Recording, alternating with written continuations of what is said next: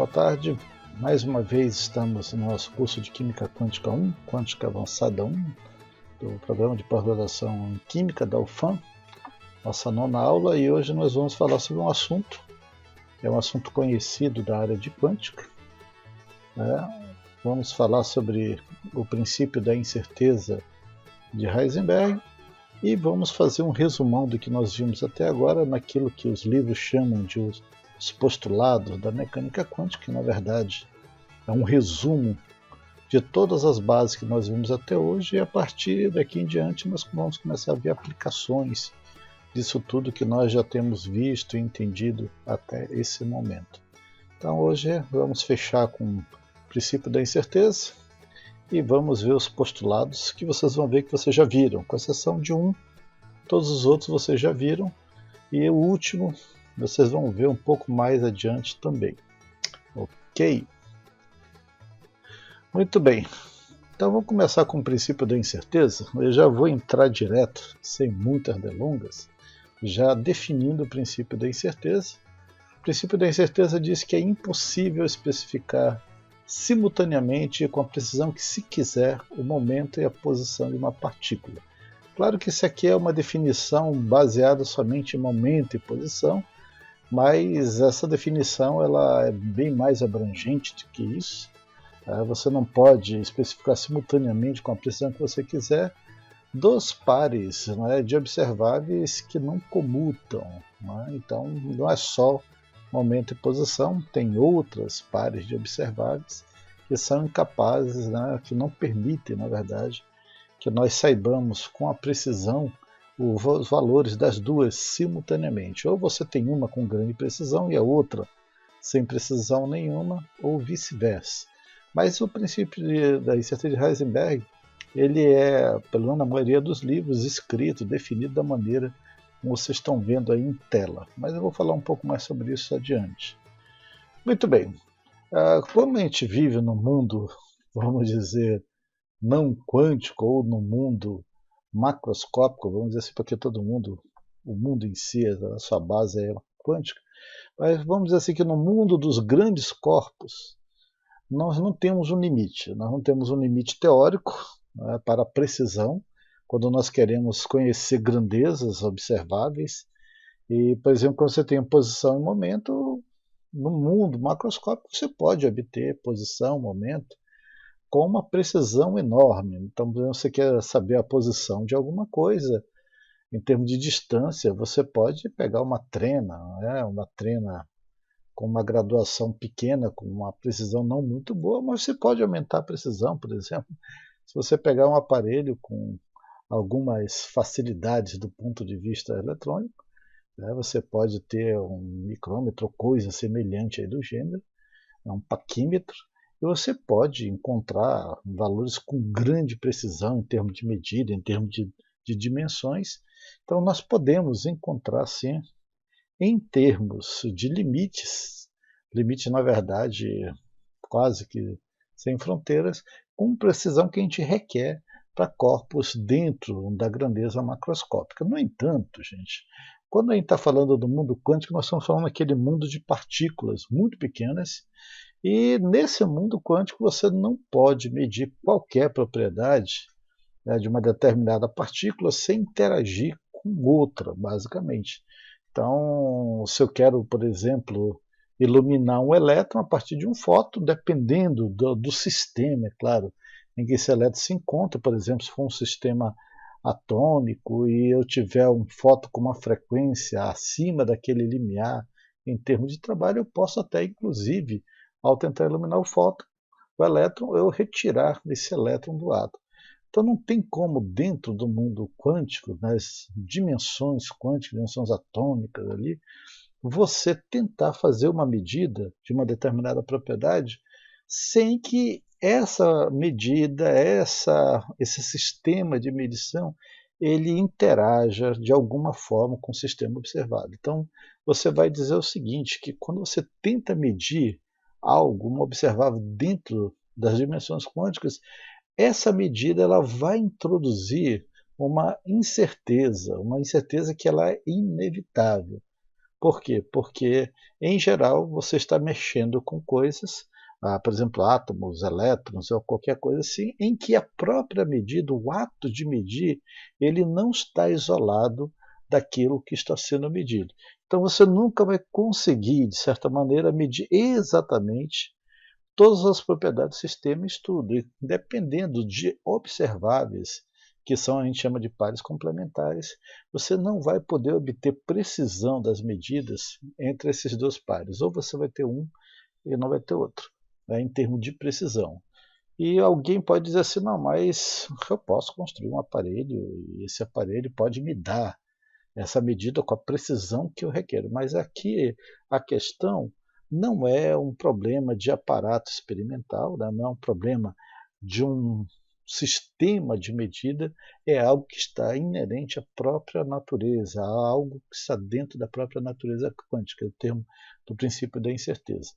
Ok? Dito isso daí, vamos começar a falar um pouquinho sobre a questão de medir uma determinada observável com uma certa precisão, né?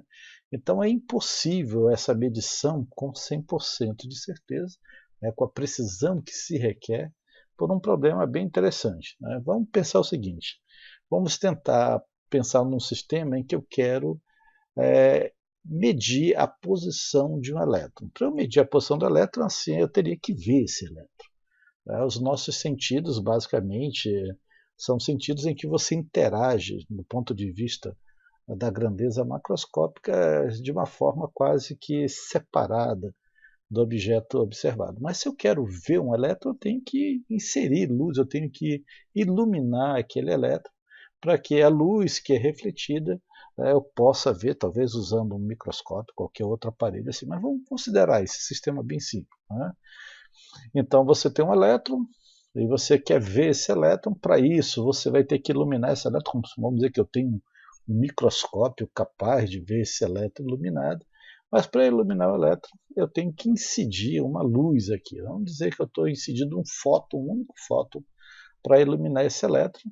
Isso aqui é antes da colisão. E o que vai acontecer aí? Se eu for tentar medir a posição desse elétron, essa posição desse elétron, de alguma forma, né, ao ser medida, ele vai interagir com essa radiação que está sendo incidida sobre ele. Então, para eu determinar essa posição especificamente, eu não posso usar qualquer comprimento de onda aqui.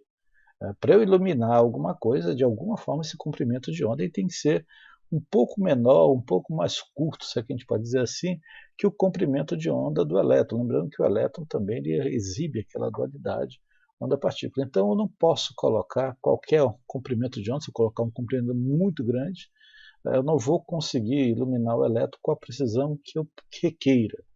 Muito bem, então eu jogo aqui um comprimento de onda curto, eu consigo iluminar o elétron, mas aqui eu tenho um problema. Se o comprimento de onda é curto, então a frequência de onda é alta, né? E nesse sentido, o que vai acontecer? Eu vou ter uma transferência de energia do fóton para o elétron. Então, o elétron que eu queria localizá-lo nessa posição, quando o fóton colide com ele para iluminá-lo, na verdade, o fóton transfere momento e esse elétron ele sai daquela posição.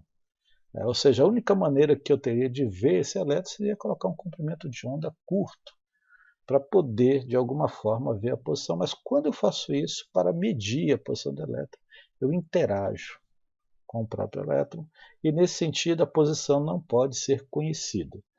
Se eu quisesse manter, de alguma forma, esse elétron parado aqui, eu teria que colocar um comprimento de onda muito, muito largo. Mas aí o que vai acontecer? Eu até poderia manter o elétron no lugar, mas eu não conseguiria ver basicamente a questão do seu momento. Então, caso eu queira manter o momento determinado, eu não tenho como medir sua posição.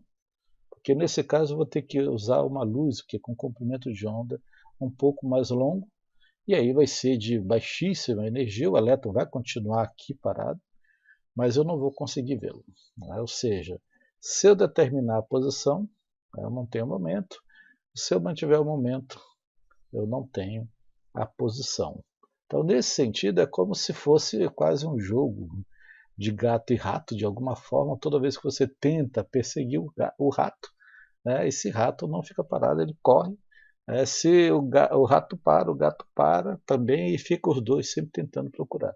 Então, se eu tentar delimitar de maneira muito visual, vamos dizer, a posição do elétron, se eu quero mantê-lo dessa maneira, o que vai acontecer? Eu vou ter que jogar um comprimento de onda muito, muito longo, mas aí eu não saberia dizer se o elétron está indo para a direita ou para a esquerda. Eu perderia aqui, no caso, o momento. Se eu tentar manter aqui o elétron, com um momento muito definido, quando eu jogo comprimento de onda curto, eu não consigo ver esse elétron porque ele não vai estar mais no lugar onde deveria estar. Ou seja, gente, quando a gente fala princípio da incerteza, a gente está falando, na verdade, da impossibilidade da medição com uma acuracidade que se pretende ter. Né? Então, há um limite fundamental para o que nós podemos saber sobre o comportamento das partículas quânticas. O princípio da incerteza, ele insere essa incerteza dentro da própria matéria, ou seja, você não vai poder saber tudo sobre a matéria com a acuracidade, com a precisão que se requer. Não dá para saber. Você vai ter que abrir mão de algumas coisas para conseguir outras. É quase que dizendo assim, olha, você não vai conseguir saber tudo. A própria natureza da matéria te impede a isso. E esse princípio ele simplesmente vai então inserir um limite para a quantidade de conhecimento que nós podemos ter acerca de um sistema quântico do ponto de vista global.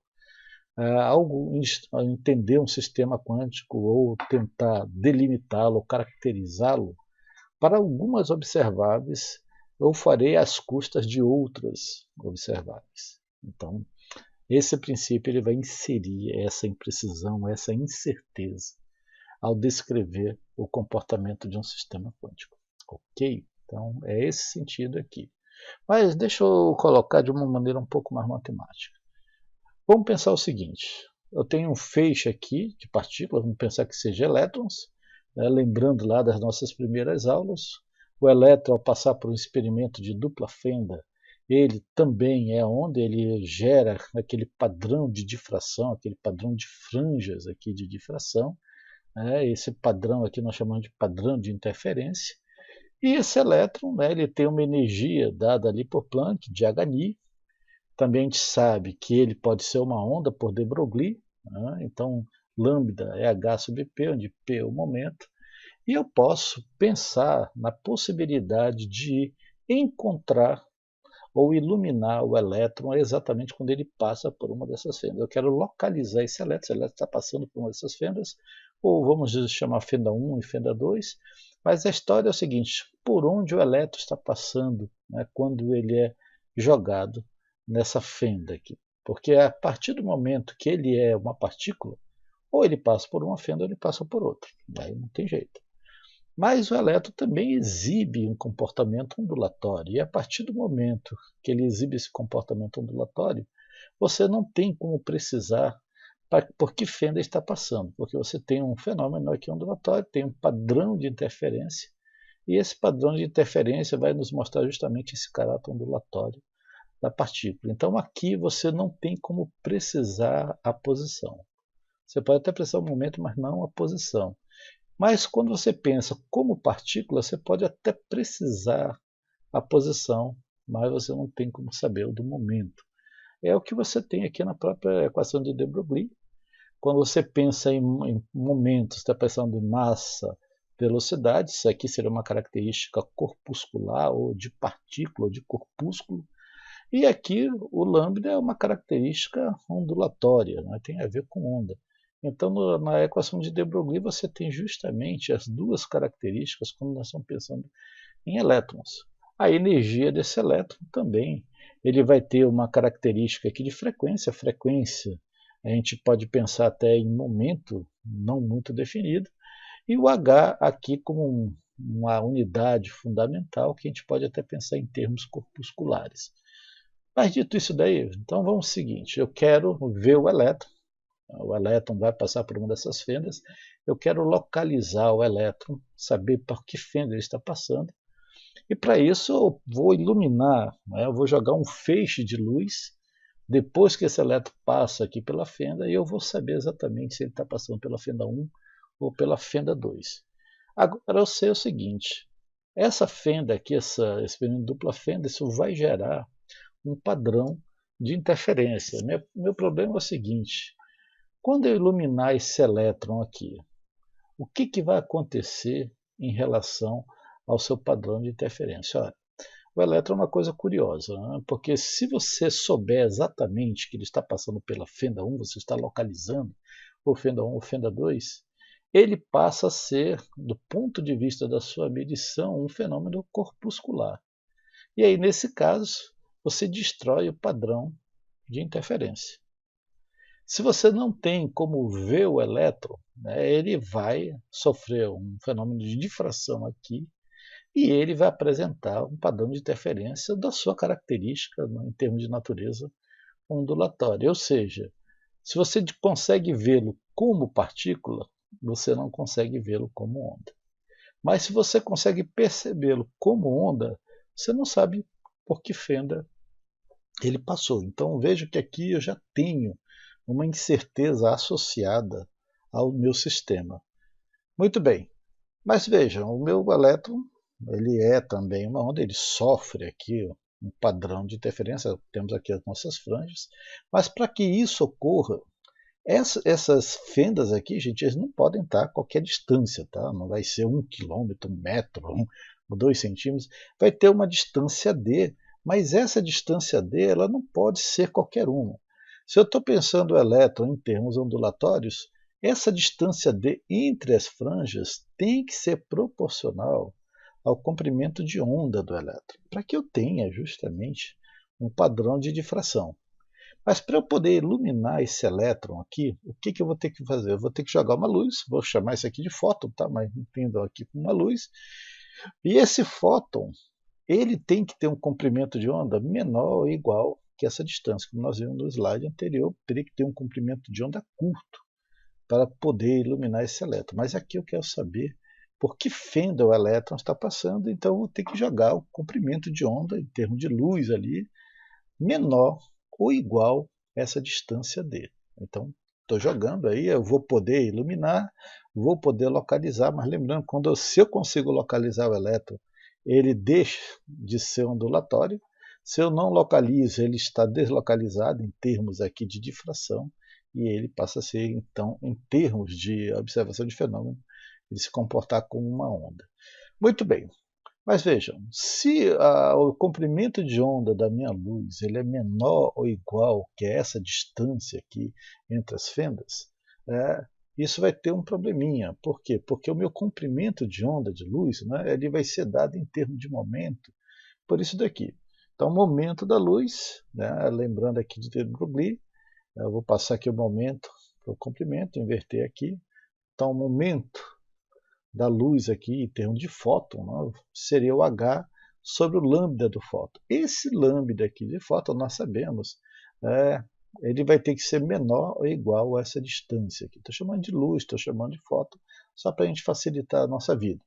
Tá? Então, o comprimento aqui, no termo de momento do fóton, ou o momento da luz seria H, comprimento do fóton. Esse fóton, lembrando esse comprimento aqui, proporcional a essa distância.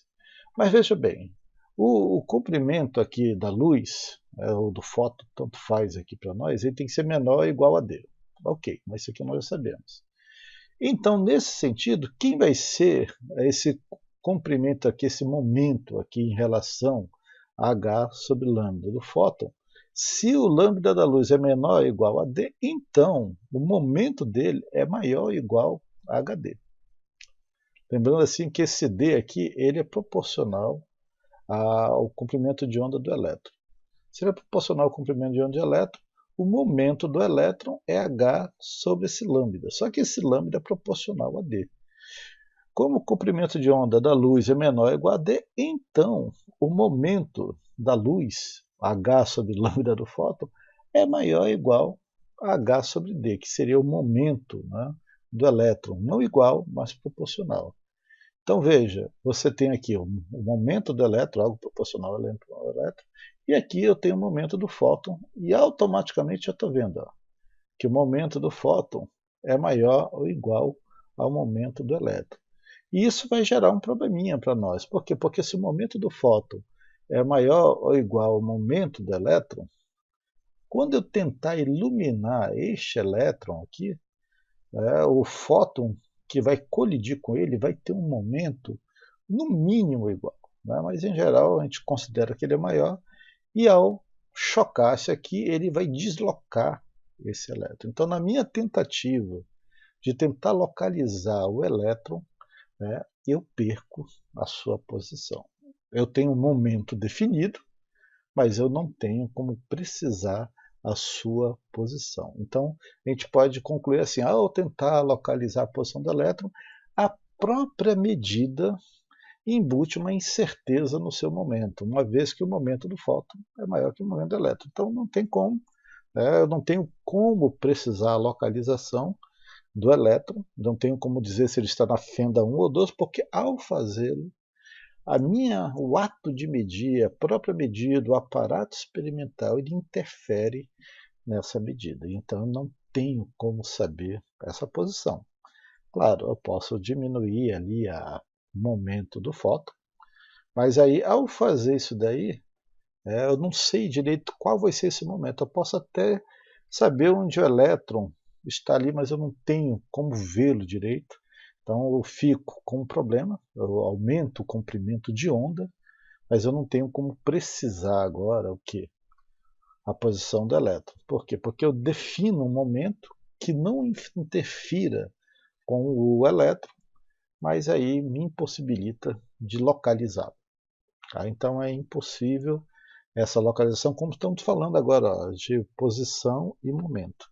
Ok? Então, de certa forma, isso é justamente a ideia do princípio da incerteza, que Heisenberg ele escreve um artigo inicial sobre isso, ainda que nesse primeiro artigo ele não tenha definido exatamente as bases do seu próprio princípio, ele vai refinar isso anos depois, ele gostava de dar palestras, e ele chega à fórmula final em termos, a expressão final em termos de incerteza. Ok? Vamos adiante.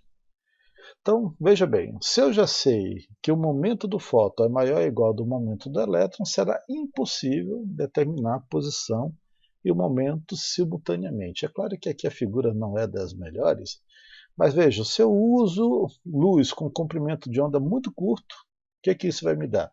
Vai me dar uma medida muito acurada da posição, de certa forma, mas eu não tenho como precisar, por quê? Porque a partir do momento que o fóton ele colide com o elétron, o momento do elétron ele simplesmente é retirado ali da posição, você não tem como saber exatamente qual o momento, porque esse momento ele muda.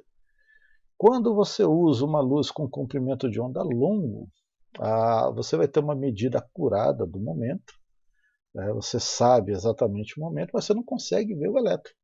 O elétron não está ali, você não tem como iluminá-lo, então você tem uma dificuldade inerente no ato da medida. Né? Então seria alguma coisa assim, com comprimento de onda curto, você até sabe onde está o elétron, mas você não sabe o seu momento, você não sabe se tem para a direita, para a esquerda, você não tem como saber isso daqui. Se você tem um comprimento de onda longo, o que você vai ter? Você vai focalizar o momento, você não quer que o elétron, de certa forma, ele saia daquela posição, mas ao fazer isso daí, você não tem como saber exatamente em que lugar daquele espaço o elétron se encontra. Ou seja, eu deixo o momento acurado, eu perco a posição, eu quero manter a posição, mas o momento do elétron é modificado por causa do choque.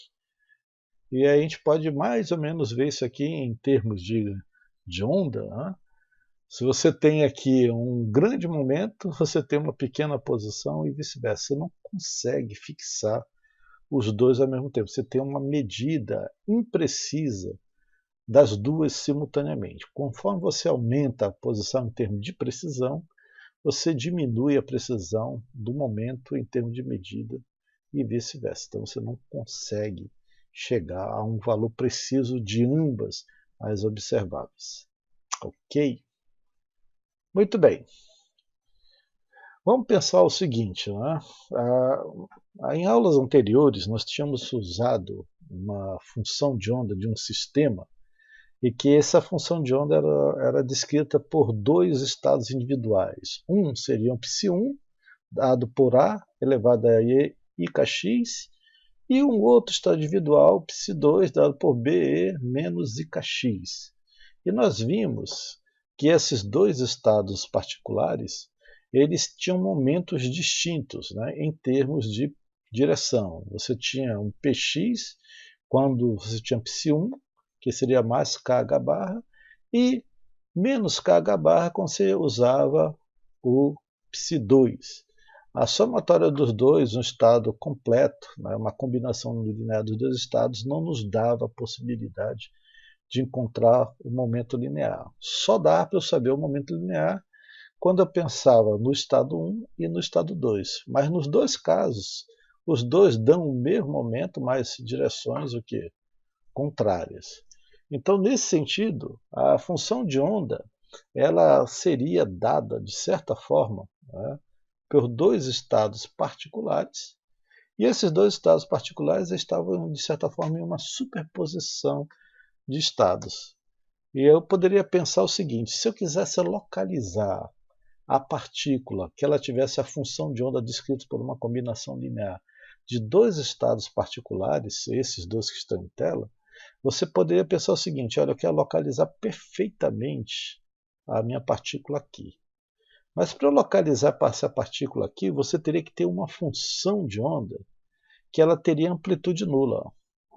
Aqui a amplitude é quando você tem aquela área embaixo da curva. Nesse caso, você vai ter uma microamplitude, alguma coisa assim, exceto aqui, ó, no ponto de posição da partícula. Mas essa função de onda, ela teria, no caso, amplitude nula, mas eu poderia o quê? Localizar perfeitamente essa partícula. Mas eu não teria como saber qual é o momento em que essa partícula ela está nessa posição apresentando. Tá? Então, a posição, nesse caso, ela poderia ser definida por uma superposição de funções. Olha, aqui eu tenho um estado particular psi1, eu tenho um estado particular psi2. Toda vez que eu tenho um estado particular, se eu for aumentando o número de funções combinadas numa combinação linear que me traduz o estado maior, toda vez que eu superponho um estado sobre outro, o que vai acontecer? Eu vou ter uma superposição, uma interferência construtiva, e eu vou cada vez afinando cada vez mais o tamanho, né, dessa banda, e de certa forma a amplitude vai ficando cada vez mais estreita. Então eu poderia pensar o seguinte: eu poderia localizar essa partícula se eu tivesse infinitos estados individuais que definiriam infinitos momentos diferentes superpostos entre si. E toda vez que eu superponho uma nova função de onda, eu tenho um pico em termos de amplitude cada vez mais estreito. Se eu colocar muitas funções de onda superpostas, eu vou descobrir a perfeita localização da minha partícula. Né? Então, isso seria mais ou menos assim. Né? Aqui, vamos pensar que o azul seria os espaços de momento, o vermelho, os espaços de posição. Então, se você tem aqui, no caso, um aumento do momento, você tem uma diminuição do espaço de posição e vice-versa. Né? Então, se eu pego uma posição, seria esse vermelho aqui, né? Se eu tento colocar esse vermelho o mais estreito possível, eu perco a posição. Se eu tento ter a posição mais definida possível, eu perco o momento. Ou seja, se eu conseguir superpor várias funções de onda que descrevam estados particulares individuais que tenham cada um um alto valor do operador posição, se eu colocar muitas, eu vou encontrar. Mas o problema é que eu vou ter que usar isso às custas de infinitos estados individuais, e cada estado individual vai ter um momento, né, específico para ele. Como é que eu posso ver isso de outra forma? Né? Seria mais ou menos aqui. Ó. As interferências construtivas e destrutivas elas vão afinando o pico. Então, se você pensar aqui que cada uma dessas curvas que vocês estão vendo aqui seria um estado individual, se eu for aumentando o número de estados individuais na combinação linear que defina aquele estado total, eu vou ter sempre uma nova função de onda resultante cada vez o quê? Mais fina, mais estreita, com pico mais agudo. E é claro, né, se eu aumentar esse número de funções de onda superpostas, a minha precisão da localização da partícula vai ser cada vez maior. Mas, ao fazê-lo, eu tenho que aumentar o número de estados individuais. Cada estado individual tem um momento. Quando eu definir perfeitamente a posição da partícula, eu indefini perfeitamente os momentos que essa partícula poderia apresentar. Então, a imprecisão do momento ela vai aumentar à medida que a imprecisão da posição aumentar e vice-versa. Ok? Isso aqui é uma coisa que vocês podem fazer em casa, não tem problema nenhum. Só para vocês terem uma ideia disso que eu estou falando. Vamos dizer que eu tenho essa função azul aqui maior. Não sei se vocês conseguem ver direito aí no vídeo. Isso aqui seria a função cosseno de πx. E essa função aqui, mais em vermelho, quase rosa, vocês estão vendo aqui, seria a função cosseno de 2πx. Então vamos dizer que cosseno de πx e cosseno de 2πx sejam funções que descrevam estados individuais, né, de um determinado sistema maior, uma função de onda total maior, e claro, elas são autofunções do mesmo operador. Né? O que vai acontecer se eu fizer uma combinação linear delas? Então eu vou somar aqui cosseno de πx mais cosseno de 2πx. Isso vai me dar essa onda aqui, ó, meio amarelada. Se vocês notarem, o pico dela já é um pouco mais alto, um pouquinho mais estreito em relação ao azul e ao rosa. E agora eu vou somar a essa função uma terceira função que também seria uma função que descreveria um terceiro estado individual. Então eu vou somar cosseno de πx mais cosseno de 2πx mais cosseno de 3πx. Isso já vai me dar essa curva aqui nesse verde mais claro, né? Seria essa daqui, ó. Vem. Eu já tenho o pico mais agudo, com uma amplitude um pouco mais estreita, e assim por diante. E eu tenho outra função que descreve outro estado particular, que seria 4πx, né? E aqui ele já tem um alto valor até diferente, 2 cosseno de 4πx, mas vou considerar que todos eles são autofunções, né, de um determinado operador. Quando eu faço isso, notem que eu já vou ter essa curva aqui, nesse verde, assim um pouquinho mais azulzinho, ó, que já vai ser um pico mais alto e mais estreito também, a amplitude. Né? Se você for começando a colocar muitas funções de onda, essa amplitude aqui, em termos de altura, vai aumentar, mas em termos de área ela vai ficar cada vez mais estreita e vai chegar num ponto que eu vou poder precisar exatamente uma determinada posição com um pico que tem uma amplitude nula, mais uma área aqui, um termo, em termos de posição muito bem definido. Para isso, eu vou ter que ter infinitas funções que descrevam infinitos estados particulares de uma função de onda total. Se eu fizer isso, se eu pensar que isso aqui seria em termos de posição, eu defino a posição, mas para isso eu vou ter que ter infinitas funções particulares que descrevam estados individuais, cada estado individual com momento. Ou seja, eu sei a posição, mas eu não sei em que momento, qual momento dessa partícula naquela posição. Por quê? Porque aquilo é uma combinação linear de infinitos estados individuais, cada um com momento. Se eu fizer o contrário, se eu pensar em momento, definir precisamente o momento, eu não vou saber em que posição a partícula está apresentando aquele determinado momento. Então é possível encontrar posição por superposição, mas ainda assim fica embutido essa incerteza. Eu não tenho como saber exatamente qual é a posição dessa partícula, tá? Em relação ao momento e vice-versa. Muito bem, vamos definir matematicamente o princípio da incerteza. Né? Então eu tenho duas funções. Né? Pegamos já sempre a nossa função cujo estado total é a soma desses estados individuais. Então, o estado total ele é formado por π1 e por π2, seria essas funções exponenciais a e elevado a ikx, b e elevado a menos ikx. Para cada uma delas eu tenho um momento. Até aqui eu tenho um momento positivo, aqui eu tenho um momento negativo, ou seja, a minha partícula pode estar indo para a esquerda, pode estar indo para a direita. Eu não tenho como saber o momento real. Ou está uma hora para uma, outra hora para outra.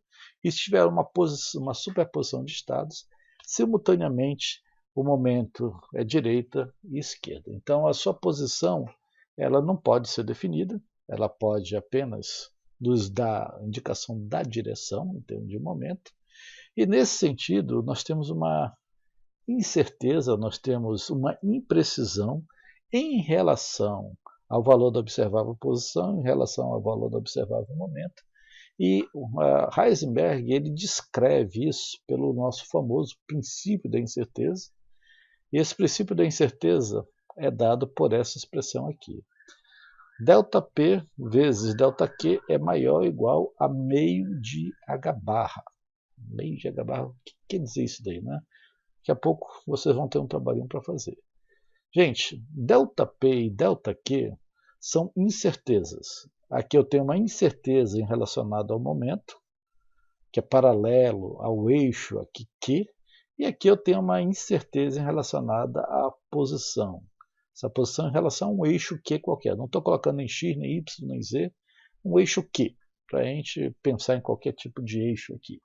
O fato é, se uma medida ela tem uma imprecisão, e essa imprecisão não pode ser retirada, quanto seria o produto dessas imprecisões? Será que eu poderia ter duas medidas cujas imprecisões fossem tão pequenas, que seria zero o produto entre elas? E aí o princípio de Heisenberg vai dizer que não é possível. O produto dessas incertezas será sempre maior ou igual à metade de H barra, H cortado. Lembrando que H cortado é H sobre 2π. Né? E o H é uma grandeza na ordem de 10 a menos 34, dependendo de como você está definindo ali as suas medidas. Mas é uma coisa extremamente pequena. E aí você diz assim, mas beleza, né? O produto vai dar uma coisa pequena, mas lembre-se, isso aqui não é uma igualdade, isso aqui é uma desigualdade. O produto de duas coisas que embutem uma incerteza numa medida, no mínimo, vai ser igual a meio de H barra. Isso aqui é um número muito pequeno. Ora, se eu tentar precisar uma delas, significa dizer que uma delas vai ser próximo de zero. Qualquer número próximo de zero, quando alguma coisa é dividida por um número muito pequeno próximo de zero, isso pode dar um número muito grande. Então, aqui ele vai dizer o seguinte, o produto dessas incertezas, eles excluem basicamente a certeza de uma delas. Tá? Então, aqui a gente tem que pensar que é incerteza. Tá? Quer dizer o seguinte, se eu quero ter a certeza completa de uma medida, a sua imprecisão basicamente vai ter que ser o quê? Zero ou próximo de zero. Então, teria a certeza completa. E se eu tenho uma incerteza muito grande, esse número aqui, em termos de incerteza, seria o maior possível. Ok? Muito bem. O que isso vai nos dizer? Vai nos dizer que há um limite fundamental em termos de certeza para a minha medida. Então, a gente pode falar em termos de grau de certeza. O produto das incertezas ela não pode ser menor que a constante de Planck. Aqui é a constante de Planck modificada, H bar. Se nós então fizermos uma medida muito precisa, por exemplo, aqui, da posição, o ΔQ, se a medida é muito precisa, então a imprecisão aqui seria muito próximo de zero. Então, qualquer coisa aqui dividida por uma coisa muito próxima de zero vai te dar uma outra incerteza muito grande. Né? Então, o princípio da incerteza ele sempre será obedecido, porque, por menor que sejam essas incertezas, o produto delas sempre vai ser maior ou igual que o valor da constante de Planck, que é pequenininho. A gente teria que ter uma certeza, vamos dizer, quase zero para ambas as propriedades. algo que o produto entre elas teria que ser algo menor que a metade da constante de Planck, que está lá na faixa de 10 elevado a menos 34. Então, você não tem como vencer esse princípio matemático. Nesse sentido, a gente diz o seguinte: toda vez que eu tiver duas variáveis ou duas observáveis complementares, eu não vou poder calcular o valor das duas observáveis complementares simultaneamente. Por quê? Porque vai haver uma imprecisão embutida na medida. Então, porque esse número aqui é pequeno demais e ele sempre vai favorecer o aparecimento dessas incertezas. Se eu aumentar o grau de certeza de um observável, eu diminuo o grau de certeza da outra. Por quê? Porque eu tenho aqui uma desigualdade. Se um tentar ser zero, quando você tentar encontrar a precisão da outra, você vai ter uma imprecisão maior ainda. Tá? A gente diz, então, que há um limite fundamental para o que podemos saber com a devida precisão sobre o comportamento de partículas quânticas. É um limite. É um limite imposto a nós pela própria natureza das coisas. Esse universo foi criado com essa medida intrínseca, essa propriedade intrínseca. Não podemos saber todas as variáveis embutidas em todos os processos em nível quântico. Por quê? Porque nós temos incertezas inerentes às próprias medidas. Pode ser que elas em si mesmas elas existam em termos de precisão ontológica, mas a partir do momento que tentamos medi-las, elas nos mostram essa imprecisão inerente, principalmente com pares de observáveis complementares. Ou você sabe de uma, ou você sabe de outra com uma grande precisão.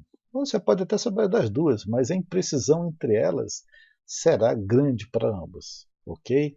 Então nós nunca podemos ter, em termos de quântica, um grau de certeza absoluto entre dois pares de observáveis complementares. Não tem como saber. Ok? Então, em termos matemáticos, como a gente define? A gente define o seguinte, que as incertezas elas são definidas, olhem bem, as incertezas são definidas certamente, precisamente. Cada incerteza, ΔP, ΔQ, aqui é o momento, aqui é a posição, é na verdade o desvio médio quadrático da propriedade em relação ao quadrado do seu valor médio. Então isso aqui na verdade é desvio médio quadrático, padrão geral. Aqui é a média dos momentos elevado ao quadrado menos o quadrado da média dos momentos, um valor aqui quadrático. Então isso aqui é o desvio médio quadrático em relação à medida de P e aqui em relação à medida de Q. Se você tiver vários momentos associados a estados individuais, você pode pegar esses vários momentos, fazer a média dos momentos ao quadrado, diminuir do quadrado da média dos momentos, tirar a raiz quadrada e aí você vai ter a imprecisão do momento. A mesma coisa você vai ter a imprecisão da posição. Agora você pode dizer o seguinte, olha, eu fiz uma medida em que eu tive a certeza absoluta de uma posição. Ok, você teve uma certeza absoluta, então não há imprecisão em termos da posição. Se não há imprecisão, então a incerteza é zero. Você tem uma certeza absoluta. Mas se ΔQ é zero, olha o problema aqui. Esse Q é zero, então ele vai aqui para o outro lado. Qualquer coisa dividida por um número próximo de zero, um número que tende a zero, vai dar alguma coisa absurdamente grande. Então, quando eu tenho a precisão completa da posição, eu tenho a imprecisão completa do momento. Por quê? Porque o momento agora vai tender ao infinito. Então, quando uma das medidas tende à precisão completa, ou seja, a sua imprecisão tende a zero, a imprecisão da outra variável a complementar, ela vai tender ao infinito. Você só vai saber uma às custas da outra. Parece até uma coisa meio cruel, irônico. Mas nós não temos como medir com a mesma precisão variáveis complementares. Isso não é um problema técnico, isso não é um problema de aparato técnico, não é um problema de que a nossa engenharia atual não permite construir alguma coisa. Isso é um problema interno, inerente à própria natureza da matéria como ela se apresenta a nós. É como se dissessem assim para a gente: há um limite para o que vocês podem fazer ou podem saber, e vocês não vão ultrapassar esse limite. É basicamente isso, o princípio da incerteza. Ok? E aí, claro, sempre tenho deixado uns trabalhos, esse trabalho aqui é bem simples, ele é gostoso. Eu gostaria que vocês deduzissem essa expressão aqui, o ΔP, ΔQ maior ou igual a metade de H barra. Isso aqui é basicamente a continuação daquele terceiro slide, que eu comecei a falar sobre a onda sendo iluminada passando por uma fenda, um elétron passando por uma fenda. Então, é deduzir a expressão do princípio da incerteza a partir da difração da luz por uma determinada fenda, isso daqui com uma abertura ΔX. Ok? Então, é relativamente simples. Vocês vão descobrir da onde que vem o meio de H bar. Tem aqui uma relação trigonométrica.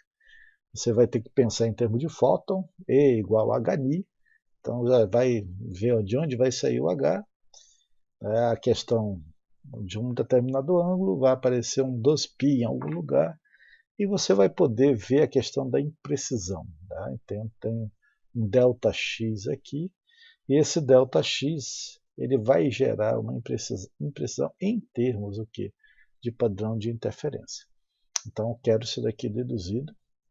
Tem vários livros aí que deduzem de forma diferente, mas eu quero que vocês cheguem à expressão de Heisenberg. Ok? Muito bem. Vou pegar dois exemplos da questão do princípio da incerteza. Vamos pensar o seguinte: eu tenho um projétil. Tá? Esse projétil tem uma massa de 1 grama e a velocidade desse projétil ele é conhecido com uma determinada aproximação. Ou seja, eu tenho uma imprecisão aqui, uma aproximação de 1 metro, 1 vezes 10 elevado a menos 6 metros por segundo. Isso aqui não é a velocidade dele, é uma aproximação. Né? Eu sei que ele tem uma velocidade com mais ou menos 10 elevado a menos 6 metros por segundo. E ele quer que calcule a incerteza mínima da posição do projétil. Então aqui você tem que entender o enunciado. Eu tenho um projétil de 1 grama. A velocidade desse projétil é conhecido com uma certa aproximação. A velocidade mais ou menos 10 a menos 6 metros por segundo, e calcular a incerteza do projétil, lembrando que H aqui é 10 elevado a menos 34 joules por segundo, aqui já é H barra. Tá? Muito bem. O que eu tenho que fazer? Em primeiro lugar, eu tenho que calcular as incertezas do momento e depois aplicar na expressão do produto das incertezas, que é o princípio de Heisenberg, essa coisinha aqui bonita que vocês estão vendo. Ok? Então vamos lá. O momento é definido por mv, o produto de massa vezes velocidade, esse aqui é o momento, pode ser P grande, P pequeno, às vezes eu coloco P pequeno, P grande, enfim. Em termos de incerteza, o que nós temos aqui? Eu posso ter uma incerteza associada ao momento, eu posso ter uma incerteza associada à velocidade, mas a massa é uma coisa constante. Tá? Então, vamos pensar aqui a massa como observável, uma coisa constante. Em termos de incerteza, eu posso ter o quê? Então, uma incerteza relacionada ao momento, ΔP, e uma incerteza associada à velocidade, então ΔV. Bem, eu tenho o que aqui? Ele quer saber o que? A incerteza na posição, que seria o ΔQ. Eu tenho a incerteza em relação à velocidade, mas eu não tenho nada relacionado ao momento. Mas eu posso pensar em alguma coisa seguinte. Eu sei que pelo princípio da incerteza, o produto das incertezas ΔP, ΔQ, vamos pensar agora somente em termos de igualdade para facilitar a nossa vida. A gente sabe que isso aqui é maior ou igual, tá? Mas aqui para facilitar a nossa vida, esse produto aqui no mínimo tem que ser igual a metade de H barra. Então ΔQ aqui vai ser o quê? 1 meio de ΔP H barra. Então isolei o ΔQ, rearranjei aqui. Então eu tenho um valor aqui de ΔQ. Só que eu já sei que o ΔP é massa vezes o que é a imprecisão da velocidade. Então nesse sentido, ΔQ vai ser H barra 2m ΔV. Aí sim, eu tenho ΔV. Ele diz que essa velocidade é conhecida como aproximação de 1 vezes 10 a menos 6. Eu tenho h barra, eu tenho a massa do projétil, 1 grama, tenho tudo, eu posso encontrar a imprecisão em relação à posição. Então, jogo tudo aqui, h barra, 1 vezes 10, 1,055 vezes 10 a menos 34 joules por segundo. Eu tenho aqui a massa, 1 vezes 10 a menos 3 kg, 1 grama. E eu tenho a imprecisão da velocidade, seria 10 a menos 6 metros por segundo. Calculo tudo aqui, faço essa contazinha, isso aqui vai dar 5,6 vezes 10 a menos 26 metros. Tá? Alguém deve estar pensando, cadê o joule? Só para lembrar, 1 joule é 1 kg vezes metro quadrado por segundo ao quadrado. Quando você joga aqui, todas as unidades estão no sistema internacional, então automaticamente isso vai dar metro. Então veja, essa aqui é a incerteza relacionada à posição da minha partícula, desse projétil. Tá? Ou seja, é pequeno, você diz assim, 10 a menos 26 é uma imprecisão muito pequena, ou seja, eu tenho grande precisão em saber onde está o meu projétil. Claro, ele tem uma massa enorme, 1 quilo, 1 grama, aliás, 1 grama é muita coisa, se nós pensarmos em termos de átomos, ok? Então, a gente pode dizer o seguinte, isso aqui é tão pequeno, que essa incerteza é desprezível, muito desprezível. Por quê? Porque estamos tratando de corpos macroscópicos, ou seja, não precisa nem te pensar em termos de incerteza, porque você vai começar a ter uma incerteza depois da 26ª casa após a vírgula, então precisão é muito grande, ok? Agora vamos pensar de outra forma, né? Vamos pensar não mais num projétil de 1 grama, vamos pensar em um elétron. Agora eu quero estimar a incerteza mínima na velocidade de um elétron numa região unidimensional de comprimento 2 a 0, 2 vezes o raio da órbita de Bohr. O raio da órbita de Bohr é 52 picômetros, ou 5,52,9 vezes 10 a menos 12 metros. Então veja, eu tenho um elétron que ele está dentro dessa região unidimensional. Ele está incerto, eu não sei qual é a posição dele, eu sei que ele está entre isso daqui, ou seja, eu tenho uma imprecisão da sua posição dentro dessa área. E ele quer a incerteza na velocidade, qual é a precisão em termos de velocidade. Então é a mesma coisa. Né? Da mesma forma anterior, vamos calcular a incerteza do momento, depois aplicar na expressão do produto das incertezas, lá de Heisenberg. E aí você, lembrando, momento é o produto massa vezes a velocidade. Em termos de incerteza, é ΔP igual a m ΔV. Lembrando o cálculo aqui da incerteza. Produto das incertezas é no mínimo igual a metade de h bar. Vamos considerar aqui igualdade para facilitar as nossas relações. Então eu estou querendo saber o que? A incerteza em termos de velocidade, na verdade em termos de momento, mas vamos facilitar como do slide anterior. ΔQ vai ser h bar sobre 2mv, ΔV na verdade. Vou isolar o ΔV vai ser h barra 2m ΔQ. Olha, o ΔQ eu tenho. Ele diz que o elétron está numa região unidimensional de comprimento 2 a 0. Eu não sei onde ele está, eu sei que está dentro dessa região, ou seja, é a posição mais ou menos 2 a 0. Então eu tenho aqui a imprecisão da posição, tenho h barra, tenho a massa do elétron. Massa do elétron você pega aí qualquer livro você encontra. Multiplica por 2, então nós temos aqui 1,055 vezes 10 a menos 34, dividido por 2, massa do elétron aqui em quilos, 9,109 vezes 10 a menos 31. E o ΔQ é 2 vezes aqui o raio da órbita de Bohr, então é 2 vezes 52,9 vezes 10 a menos 12 metros. Gente, a imprecisão na velocidade vai dar 547 vezes 10 elevado à terceira. Se você quiser facilitar, você pode colocar aqui 5,47 vezes 10 elevado à quinta. Né? Ou seja, você tem uma ordem aí na faixa de 10.000. O que isso quer dizer para nós? Quer dizer que se eu tiver a velocidade do elétron, essa velocidade tem uma imprecisão de 10 elevado à quinta metros por segundo. Seria alguma coisa assim, né? Você está no seu carro, e aí você olha para o velocímetro do seu carro, você diz assim, olha, eu estou a 100 km por hora, mas você tem uma super imprecisão, você consegue medir a imprecisão ali da sua velocidade.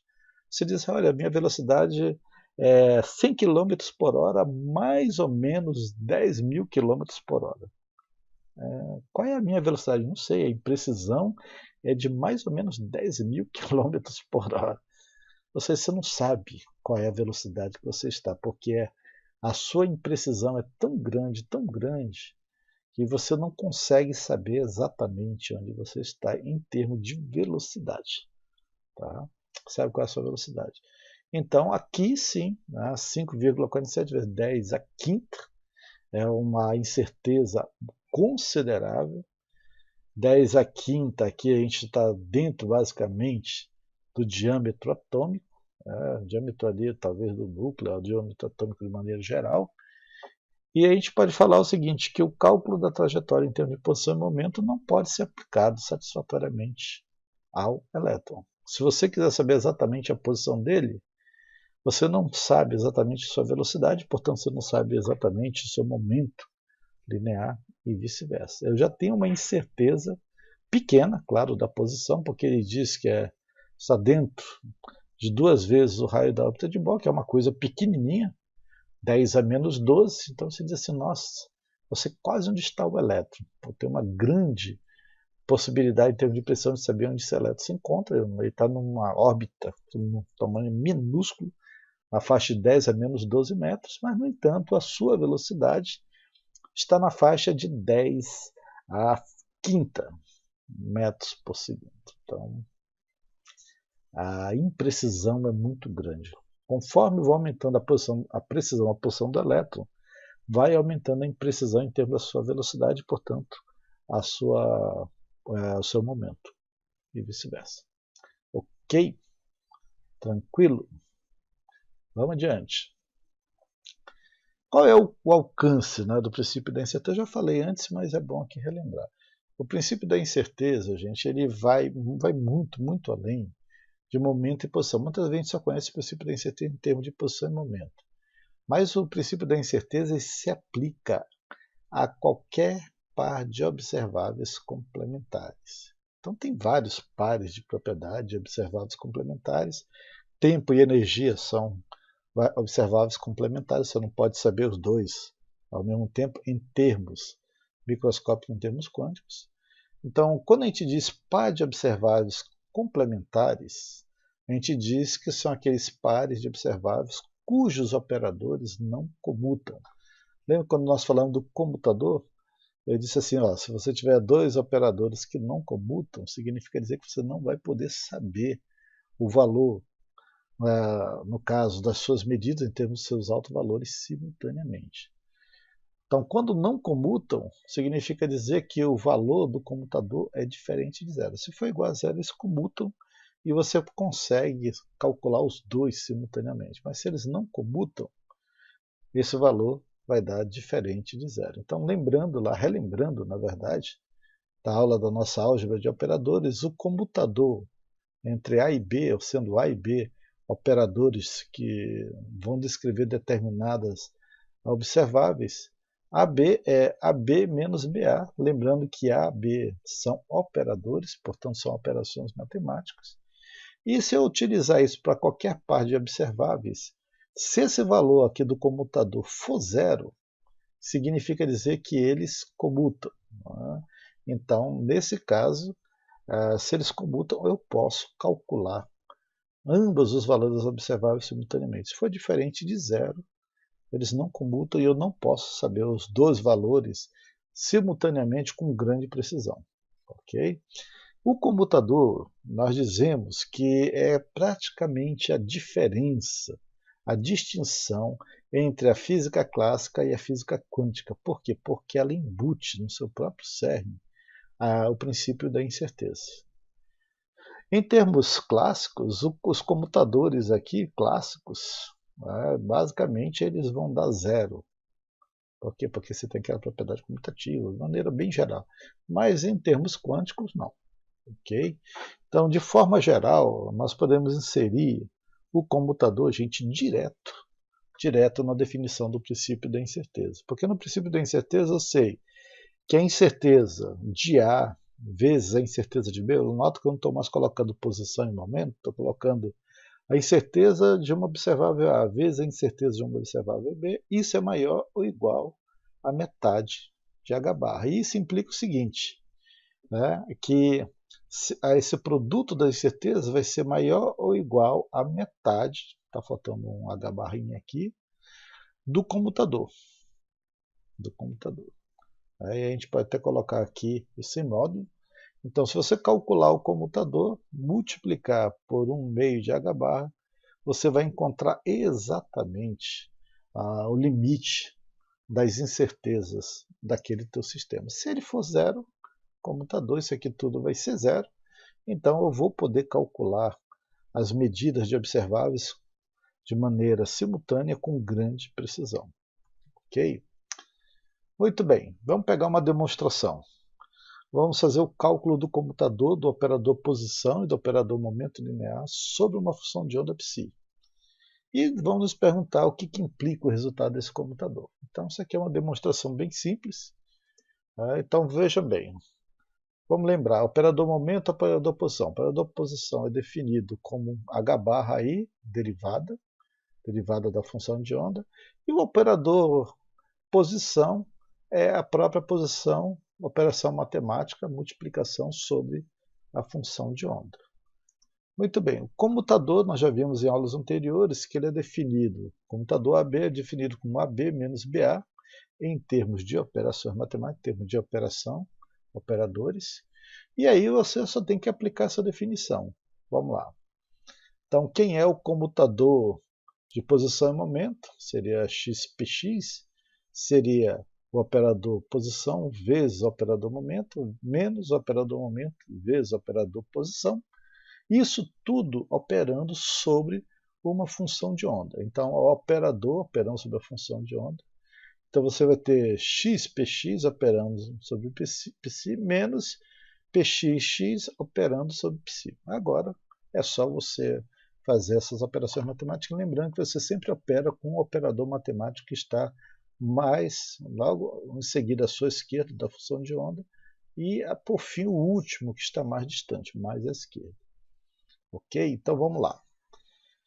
Se eu for operar aqui, eu vou ter que lembrar que Px é HI ddx, então vou ter, já pensando aqui, o operador posição é o próprio x mesmo, é apenas um escalar, então seria H barra I derivada de psi, menos o que? A H barra I derivada do produto de psi-x, ou x-psi, que dá no mesmo, tanto faz. Ok? O que nós temos aqui? Seria x, H barra I, derivada de psi, psi'. E aqui você vai ter H barra I, derivada de um produto. Derivada de um produto é a derivada do primeiro vezes o segundo. Então, derivada de psi é psi', x, mais a derivada do segundo vezes o primeiro. Derivada de x seria o próprio 1, então psi. Ora, aqui a gente pode desenvolver esse termo, e isso vai nos dar esse valor. Nós teremos x H barra I, derivada primeira, menos H barra I, né, vezes x aqui. Então seria x H barra I, psi', mais o que? Mais ou menos H barra I, psi. Então, esses dois valores, gente, são contrários aqui, sinais contrários.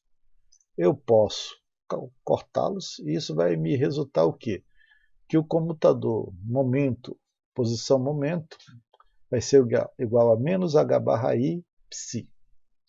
Ok? Então, esse valor, em termos de comutador, já retirando a função de onda, é IH barra. Esse valor aqui é diferente de zero.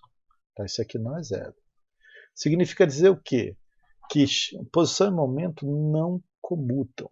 Se eles não comutam, isso quer dizer que eu não posso conhecer essas duas propriedades simultaneamente com a precisão que se requer. Não tem, ou é uma ou é outra em termos de precisão. Então eles não comutam, não posso conhecer os valores, tá? Simultaneamente. Não é que eu não posso ter as duas propriedades ocorrer simultaneamente. Elas têm, elas ocorrem. Elas têm valores, mas quando eu tento medi-las, eu vou ter uma em detrimento da outra em termos dos seus valores medidos, ok? E aí eu posso aplicar esse valor do computador. Por quê? Porque o produto das imprecisões é maior ou igual à metade do valor do computador. Aqui já está embutido o H barra. Você pode até tirá-lo se quiser, porque ele sempre vai aparecer, na maioria das vezes. Então isso aqui vai ser maior ou igual à metade do valor do computador. E H barra. Está aqui. Esse é o valor do computador. Ou seja, a imprecisão em relação à posição e momento é maior ou igual a I H barra sobre 2. Muito bem, dito isso daí, nós temos a exposição do princípio da incerteza. Gente, o princípio da incerteza é algo muito, muito diferente quando a gente pensa em termos de física clássica, porque se imaginava, principalmente ali lá no finalzinho do século XIX, que a natureza ela era completamente determinística em seus valores. Você sempre poderia saber absolutamente todos os valores de todas as observáveis a qualquer momento e com a precisão que se requeria. Mas quando Heidelberg coloca o princípio da incerteza, ele demonstra matematicamente que dentro da própria estrutura da matéria, essas variáveis, em termos dos seus valores, eles não estão ao nosso alcance a qualquer momento. Você não tem como medi-los intrinsecamente sem inserir uma posição, uma incerteza muito grande ali dentro, uma imprecisão muito grande. Porque nós fazemos parte da matéria como um todo, do universo como um todo. Você não consegue chegar lá em termos da visão dos valores sem que você os altere. Eu quero lembrar aqui que não é que as coisas ocorrem, né, quando nós estamos vendo aquela história de o ato de observar um sistema muda o sistema, isso é verdade, mas alguns imaginam, né, do ponto de vista filosófico, que as realidades só ocorrem a partir do momento que eu consigo vê-lo. A questão do gato, o gato está morto, está vivo, ele só vai estar morto ou vivo quando eu abrir a caixa. Isso aqui é aquela interpretação, às vezes um pouco ali de Copenhague, mas a ideia é que lá dentro, sim, eu tenho uma realidade, gato morto, gato vivo, mas eu só vou poder saber exatamente quando eu abrir a caixa. É basicamente isso. Antes disso, eu tenho uma incerteza muito grande. Mas a realidade gato morto, gato vivo, ela não vai ocorrer só quando eu abro a caixa, como se a realidade ela tivesse alcançado um novo valor a partir do momento que eu interajo com ela. Na realidade, ela existe, sempre existiu nesse sentido. Agora, quando eu tento encontrar todos os valores simultaneamente, vou descobrir que não é possível para vários desses valores, dessas observáveis. Tá? Então, aquela ideia idealística que a realidade ela passa a existir no momento que eu a alcanço, isso é um pouco bobagem. A realidade ela existe, está lá. Eu não a crio no momento que eu observo, mas eu sei que o ato de observar gera uma grande dificuldade para o conhecimento daquela observável que está lá. Então, cria dificuldade para eu saber o seu valor. Não é que eu vou criar o valor a partir do momento que eu observo, mas a minha observação ela vai alterar esses valores, ok? Muito bem. E aí nós chegamos nos postulados da mecânica quântica. Esse assunto está aqui porque faz parte lá do nosso ementa. E os postulados da mecânica quântica, gente, é basicamente tudo que nós vimos até agora. Né? O que nós tínhamos visto foram só os postulados da mecânica quântica. Basicamente, nós não aplicamos ainda a mecânica quântica até essa altura do nosso curso. Mas o que vem a ser os postulados da mecânica quântica? O que são? Na verdade, são os tópicos que nós vimos até o momento. E esses tópicos, historicamente, são chamados de postulados e princípios da mecânica quântica. É, na verdade, um resumo. tá? Do escopo básico, do que nós aprendemos em termos de mecânica quântica, em termos do que é fundamental.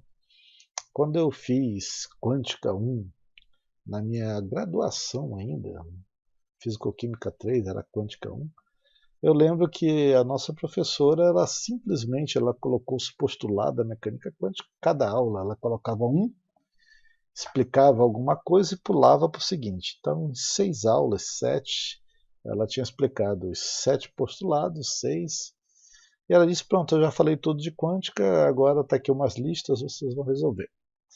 E eu lembro que a gente não entendeu coisa nenhuma, porque a gente não estava sabendo nem o que era postulado.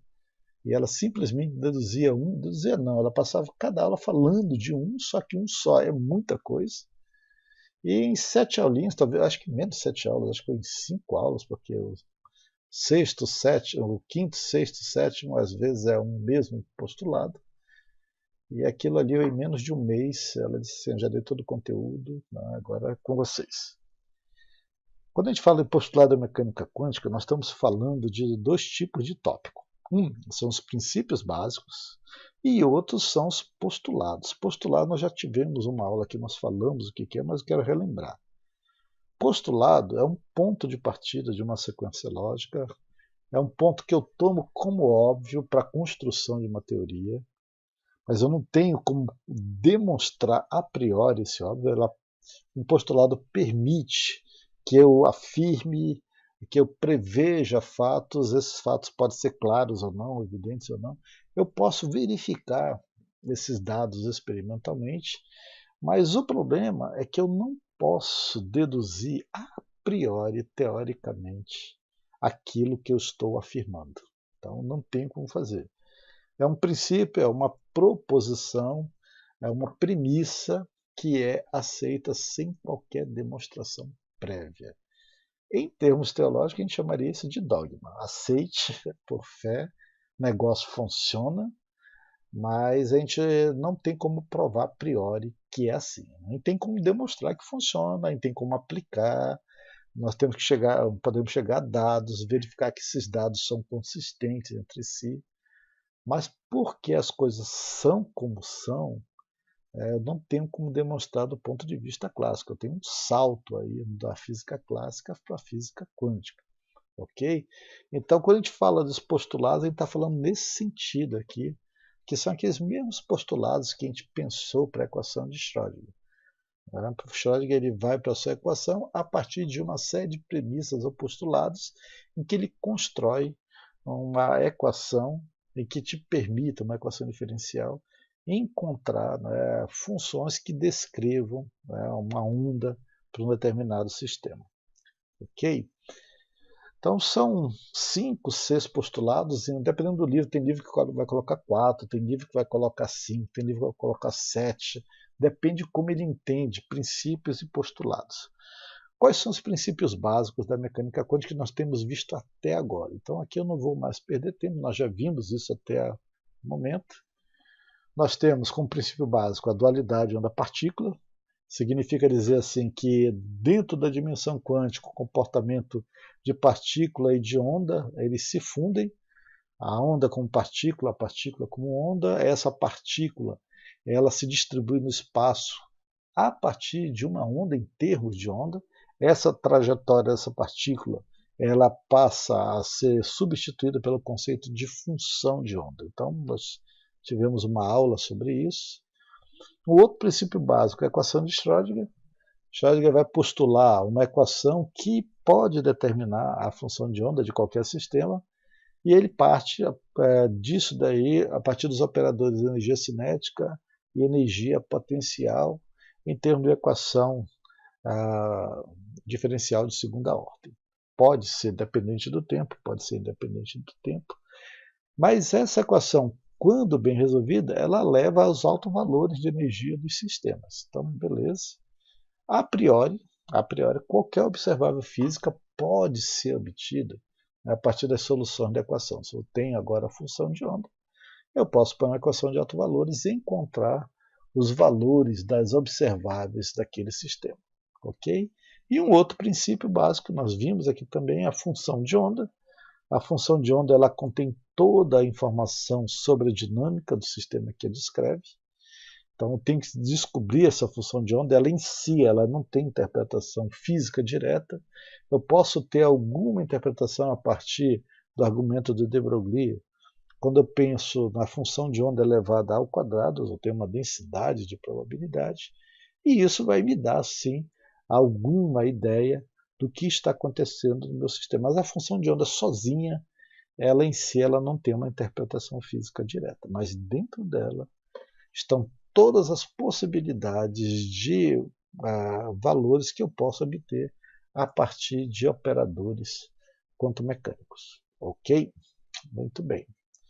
E aí chegamos aos postulados. Os postulados, como eu falei, são aquelas verdades que nós aceitamos, aplicamos, podemos chegar a valores, mas eu não tenho como descrevê-la a priori, eu não tenho como deduzi-la a priori. Por quê? Porque a mecânica quântica e a mecânica clássica, eles estão se falando de sistemas diferentes em termos de premissas. Tá? Então, qual é o primeiro postulado? Isso aqui gastamos um tempo já no nosso curso vendo. A gente viu que qualquer estado de um sistema dinâmico que tenha n partículas, ele pode ser descrito por uma função de onda com 3n coordenadas espaciais e uma temporal. Então a minha função de onda, ela descreve uma partícula, e essa partícula ela se desenvolve, ela tem a sua trajetória, a sua maneira, né, de ser dentro do aspecto tridimensional e do aspecto temporal, ou seja, ela se desenvolve em termos espaciais e temporal, ok? Essa função ela não pode ser qualquer uma coisa, ela tem que ser uma função bem comportada, que a gente chama, uma função aceitável, e nós vimos aqui que ela tem que ser unívoca, ela tem que ser contínua, suas derivadas também têm que ser contínuas, ela tem que ser finita dentro de um determinado domínio, e tudo isso daí vai definir, vai limitar que funções são possíveis de serem utilizadas dentro de um sistema quântico. O significado físico dessa função é uma interpretação estatística, essa é o que nós chamamos de sugestão de Max Born. Max Born vai dizer o seguinte: a função de onda ela tem para nós, em termos seus observados, um caráter probabilístico. Eu posso pegar essa função de onda, o quadrado dela, e ter uma densidade de probabilidade de estados às quais ela pode ser aplicada. Então ela vai descrever o que é um sistema de n partículas que vai corresponder a uma determinada amplitude dessa onda. E no caso, a sua função de onda ao quadrado, ela vai descrever o que é um sistema microscópico do ponto de vista do espaço, que será proporcional à probabilidade de encontrar essas partículas ali naquele determinado ponto. Então a probabilidade é a função de onda ao quadrado. Essa função de onda, você pode ter várias aqui dentro, tá? Em termos de suas coordenadas, x1, y1, z1 e assim por diante. Isso daqui ao quadrado sobre todo o espaço, todas as coordenadas do espaço. Então vimos isso, já falamos até demais sobre isso. O postulado 2, ela tem a ver ali com os operadores para se obter o valor de uma observável física de um sistema apresentado por uma função de onda. Você tem que efetuar uma operação matemática sobre essa função de onda, de maneira a caracterizar uma observável física. Essa observável ela tem um operador relacionado a ela, um operador que caracteriza aquela propriedade. Cada propriedade física pode se definir por um operador mecânico quântico característico a ele. Então esse operador, vimos aqui numa aula, é simplesmente uma operação matemática. Tem N operadores do ponto de vista quântico em termos das suas observáveis, são relacionados às suas observáveis. 2, muito famoso aqui, o operador momento linear. Nós já vimos, operador momento linear, derivada, estou colocando o Q aqui agora em termos de qualquer tipo de coordenada. E temos o operador energia cinética, menos h barra ao quadrado 2m, derivada segunda. Se você tiver um sistema que não seja unidimensional, dx, dy, dz, então você vai ter os valores aqui em termos de derivadas segundas, os vetoriais aqui dele, ok? Falamos também sobre isso. O postulado 3, Nós já vimos, o postulado 3 vai dizer o seguinte: você pode obter os valores das determinadas propriedades associados a uma função de onda empregando a equação de autovalores. Para isso você tem que ter o operador respectivo, ou você pode ter o teorema do valor médio se você pensar que sua função de onda ela é uma combinação linear de estados individuais, né, estados particulares. E essa equação de autovalores ela tem a seguinte expressão: o operador ômega operando sobre psi vai nos dar um alto valor ômegazinho psi. Então, eu tenho uma autofunção de um operador, e isso vai me gerar um alto valor, restaurando uma autofunção que descreve um estado, ou como a gente chama, um autoestado. E uma função, nesse caso em termos de autofunção, é uma função que sofre a ação de operador, e essa operação ela vai gerar a mesma função, restaura a função, e libera aqui, em termos escalares, um número que seria o seu alto valor, que corresponde à medida desse operador relacionado àquela determinada observável. Ok?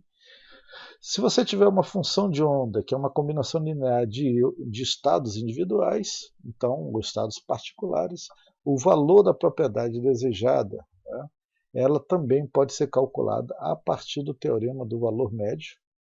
Então, nesse caso, o valor médio vai ser o sanduíche, em termos integrais aqui, da função de onda complexa, em termos complexo conjugado, operador psi de tal. Então, vou operar sobre todo o espaço, psi conjugado, operador daquela observável que eu quero obter, psi de tal. Então, isso vai me dar o valor médio daquela observável em termos do sistema que tem vários estados superpostos. Joia? O postulado 4. Postulado 4, nós temos relacionado à equação de Schrödinger. Lembrando que a equação de Schrödinger foi postulada em suas essências pelo próprio Schrödinger.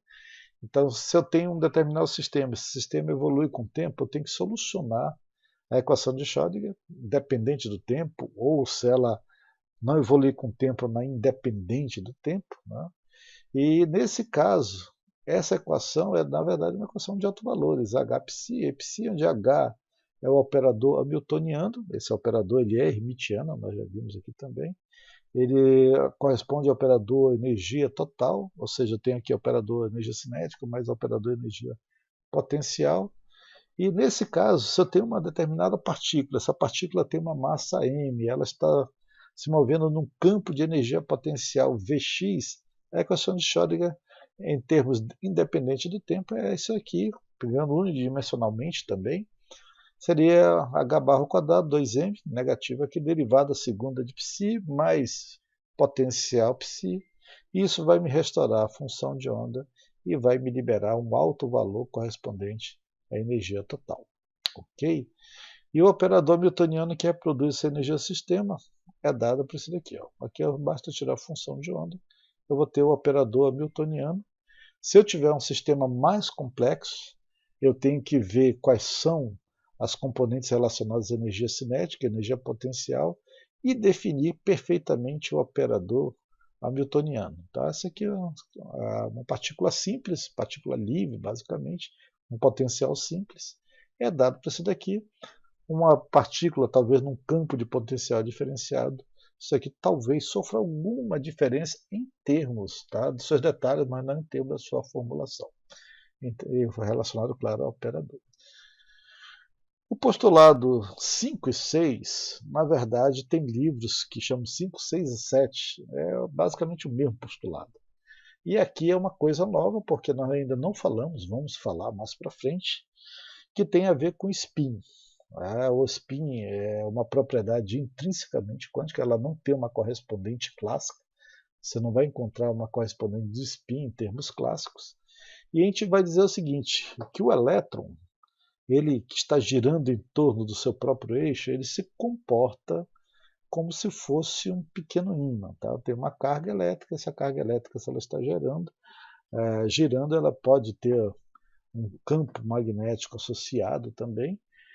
E nesse sentido, a gente pode considerar o spin, esse giro do elétron, como se fosse um pequeno ímã, como se tivesse um momento dipolar magnético, tá? Denominado spin. Então você tem um campo elétrico e um campo magnético aqui. E esse momento aqui seria um estado de spin, né? Um estado de energia de spin. A gente vai ver de onde vem o mais meio, de onde vem o menos meio, isso mais para frente. Mas você não tem uma correspondência exata com uma ideia clássica. Tá?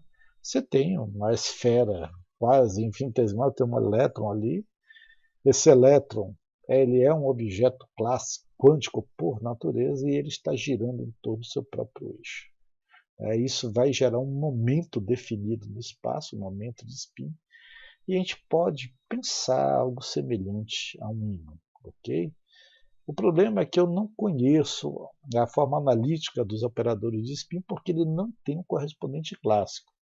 Mas ele é semelhante, tá, ao momento angular, que também a gente vai ver mais para frente, e você postula, né, juntando com o postulado 5 e 6, que os operadores de spin devem ser semelhantes ao apresentar as mesmas propriedades dos operadores de momento angular. Tá? Então, momento angular, você tem alguma coisa girando, né, em termos assim de um determinado eixo, e intrinsecamente o elétron gira em todo o seu próprio eixo. Então, ele está girando num eixo maior, tá?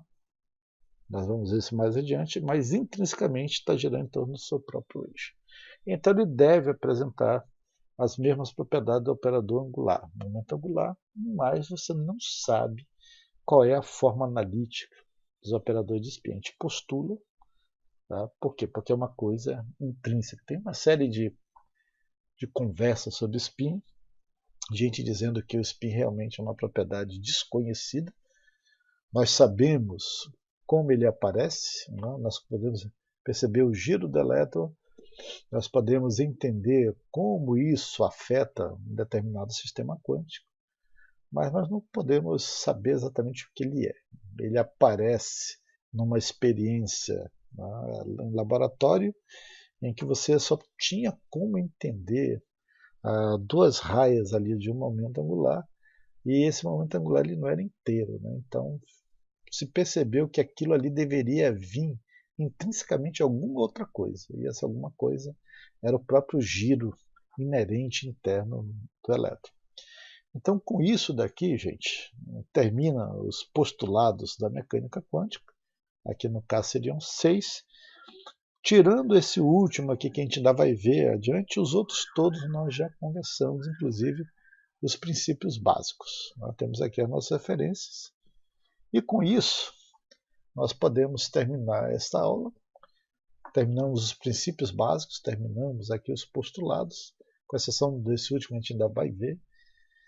E aí nós temos agora toda a base formada para poder aplicar quântica, tanto ainda dentro de quântica 1, como dentro de quântica 2. As outras aplicações, as que virão, gente, é simplesmente aquilo que nós já vimos até o momento. Tem alguns outros efeitos de quântica que a gente não viu, mas são também implicações desses princípios que nós já vimos. Joia? Então, terminamos por aqui. Ok? Vamos ficar por aqui?